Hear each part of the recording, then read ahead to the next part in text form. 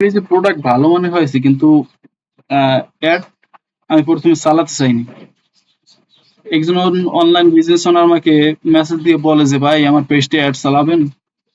আমি প্রথমে যেটা নোটিস করলাম যে তার বায়ো পরিষ্কার, সিওডি আছে, প্লাস ওয়েবসাইট আছে, প্রোডাক্ট ফোকাস স্পষ্ট, এগুলো ভালো।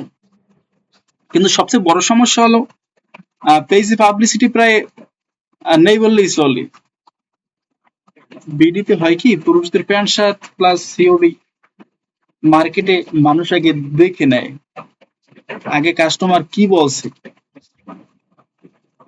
আসলে তার কন্টেন্ট প্রায় পুরোটাই পাবলিক পোস্ট, ট্র্যাশ বিল্ডিং একদমই নেই। আমি তাকে বলছি আগে 7 থেকে 10 দিন আপনি অর্গানিক ভাবে এভাবে কাজ করেন, তারপর আমি আর চালাবো, সমস্যা নাই। পেজ একেবারে খারাপ না, কিন্তু ফাউন্ডেশন একটু শক্ত করে নিলে পেইড ট্রাফিক থেকে ভালো রেজাল্ট পাওয়ার সম্ভাবনা বাড়ে। আপনার পেজে অ্যাড চালানোর আগে এই ট্রাস্ট অংশটা চেক করে নিন। দীর্ঘ 3 বছর ধরে, আমি 3 বছর ধরে ফেসবুক এবং অ্যাড নিয়ে কাজ করছি।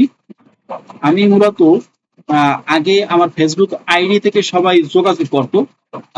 এখন আমি একটা ইউটিউব চ্যানেল ক্রিয়েট করছি, তারপর পেজ ক্রিয়েট করছি। আহ, যার কারণে মানুষ অনেকেই এখন আমাকে আইডিতেই মেসেজ দেয় যে ভাই আমার একটা চালিয়ে দেন, পেজে একটা চালাবেন আপনি।